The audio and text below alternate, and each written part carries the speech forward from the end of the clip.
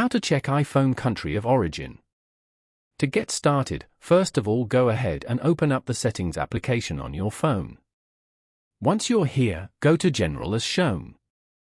From here, you can manage your overall setup and preferences for iPhone, such as software updates, device language, CarPlay, AirDrop, and more.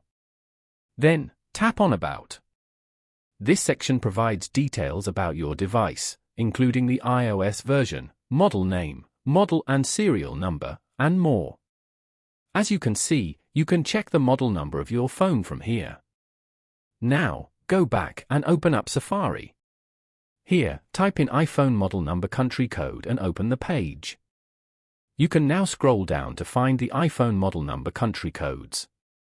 Following these steps, you can easily check iPhone country of origin. Thank you for watching. Please leave a like if this tutorial helped you, or leave a comment below if you have any questions related to the video.